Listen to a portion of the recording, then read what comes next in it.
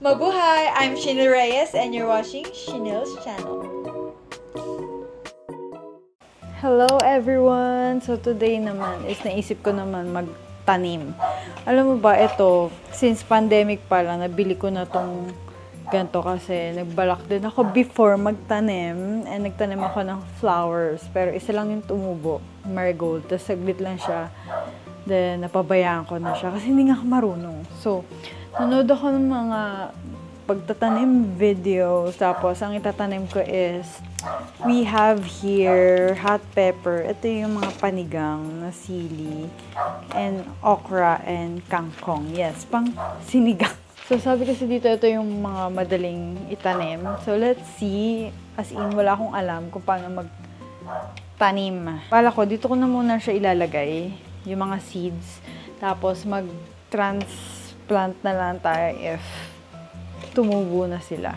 Ang meron lang ako dito is mga paso. So, doon na lang natin siya itatanim. Ayoko naman sa labas magtanim. Baka makuha ng ibang tao. Grabe naman ang itsura natin. Itsurang bahay. So, let's see if tutubo. Makakapagpatubo tayo. Gusto ko lang din magtanim kasi natutuwa ako pag tumutubo siya. Alam niyo yun? Pakita ko sa inyo yung nabili ko na mga lupa. So, bumili ako ng ganito, vermicast. Yan. Hindi ko alam yung mga lupa-lupa. Hindi ko talaga alam. Then, loam soil. Ilang loam soil? Parang 4 kilos ng loam soil tapos 2 kilos of vermicast. So, ito na lang gagamitin natin na pangtanim, loam soil. Let's see. Tapos, binigyan nila ako ng free petchay seeds. Pero, kulay blue. Tignan siya. Kulay blue. Blue ba talaga ang petchay? Hindi ko alam. Pero, ewan ko, itatanim muna natin kung ano yung meron ako kasi limited lang yung lalagyan natin. Let's see. Loam soil muna. Hindi muna ako gagamit siguro ng vermicast. Pag na lang siguro, lumaki na siya. Let's go! Gulat ko. Ano yung bayawak? Akala ko ahas.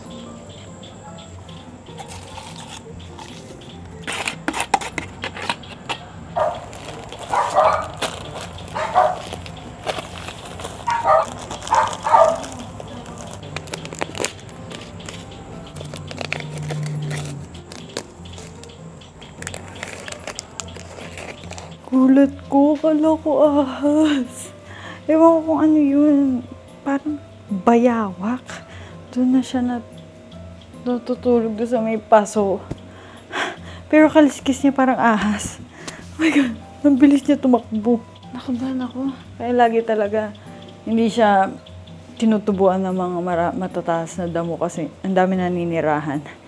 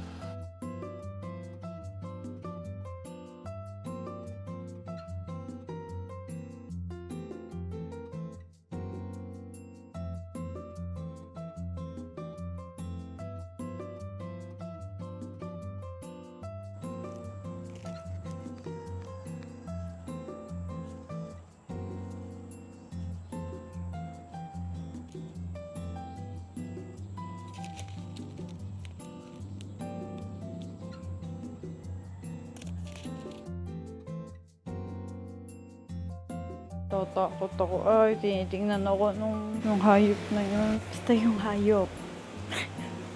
Hindi ko alam tawag sa kanya. Bayawak ba? So, bibili pala ako ng mga iba-iba pang paso. Kasi parang kulang. Tsaka lupa.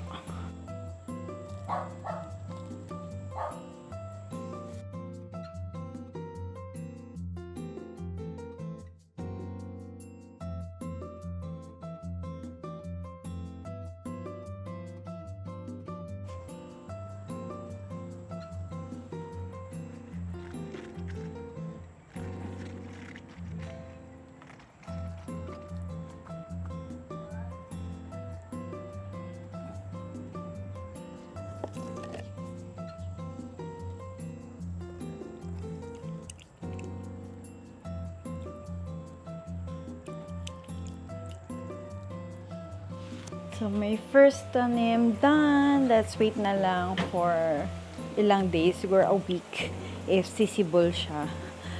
Kailangan ko na lang humanap ng maraming pots siguro. So, yun lang. Exciting! So, dumating na yung order ko na mga rectangle pots. And magtatanim naman tayo ngayon ng kangkong. Tada, ito. Ito ay in-order ko lang sa TikTok. Parang 100 lang ba siya? Tapos 6 na piraso na siya. Kumpara dun sa hardware na parang 400 plus siya, isang piraso lang. So, dito na lang tayo. Panoorin ko ulit kung paano magtanim ng kangkong. Wait, para clear tayo. Kasi ayoko nang mamatayan ng plants. Ang pinapanood ko is si Heidi's Garden, si nanay. Nakita ko siya sa TikTok. Tapos, sabi niya meron daw siyang YouTube. Tapos, ayun, doon ako nanonood sa kanya. Kasi medyo clear siya mag-explain sa kanya. Meron nga lang yung iba, wala sa kanya. Yung mga gusto ko itanim na hindi pa niya natatanim. Yung patatas, hindi pa eh. Kasi gusto ko rin magtanim ng patatas. Wait, parang gusto ko na lang magtanim bukas. Kasi parang uulan siya eh. Kawawa naman. Kasi kailangan siyang i-ano daw agad sa araw. Bukas tayo magtatanim.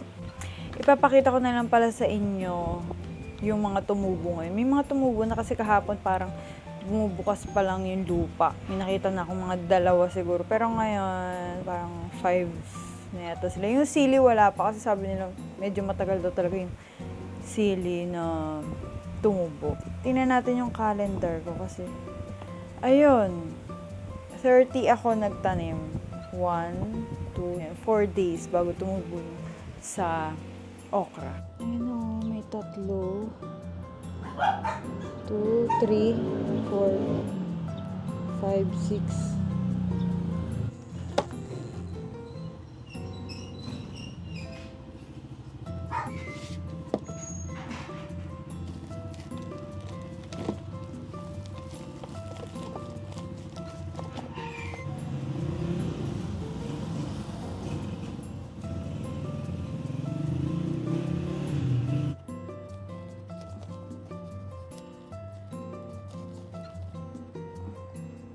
Kangkong.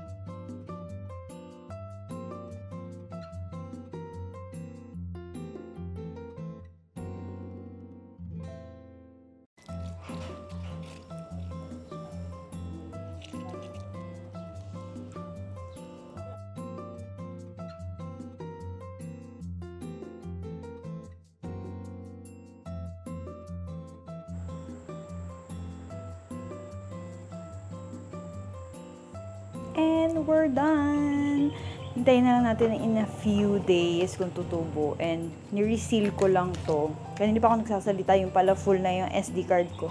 So yan, in-seal ko na lang ulit yung kangkong seeds. Tapos tatanim ko na ng iba bukas. So baka kasi ako malito, wala kasi ako nung mark na anong plant to, anong tinanim ko dito. Ayan. Kailangan pala i-mark ko din yung date today na nagtanim ako ng kangkong and pechay. I-transplant ko lang dun is yung pechay pag tumubo. Pero yung kangkong, dun na yun. Ayun na yung growing pot niya.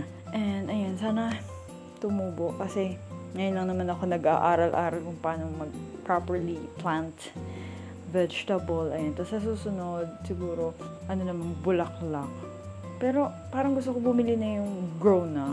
So yun, let's see. I'll see you on pag-grow na sila.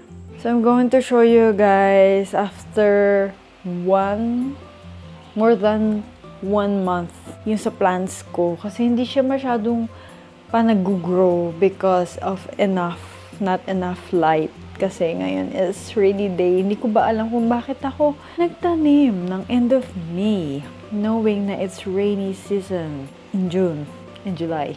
So every day is ulan. Ang tinanim ko is the okra, sili, pechay, and kangkong. That's it, 4. So, medyo tumubo naman sila pero not big pa kasi nga walang enough light. But let's see. So, this is gonna be my last update for now sa planting ko. Then, siguro I will make another video na kapag big na sila until to harvest na. So, ito pa lang yung aking mga kangkong. Ang tagal pa nila lumaki. Hindi pa ako nagdidilig. Ito yung inipon ko na water. Ulan and from ulan and gripo. Sabi kasi kailangan nyo i-stay sa labas for a day para matanggal daw yung chlorine. Tada! By the way, it's 5 a.m. So, it's okay to dilig. Then, ito yung mga pechay ko. Ito pa lang yung tumutubo na malaki. Yan, tumutubo na. Yung hilera na yan is pechay. Very small. Meron din ang pechay dito iba. Hirap na tumubo kasi umuulan. Then, ito yung aking mga siling panigang. Hindi pa siya masyado nag-grow. Ito isa. Kasi nga walang masyadong sunlight. Then, ayun yung aking mga okra. Ayan. Nakalagay sa mga big pots. Meron ng tumutubo na iba pang-4 na leaves. Ayun o. So, malaki na.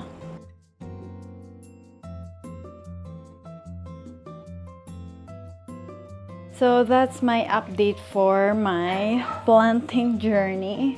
Last update for this vlog. Itong video lang na to. And see you ulit. Siguro mag-vlog ako pag lumaki na siya.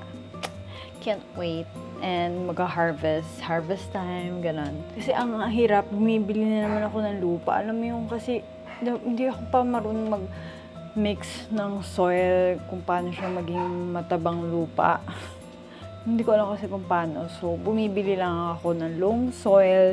Tapos, 8 kilos per bag. Tapos, pag o-order ka is like 8 kilos lang per order. Ganun.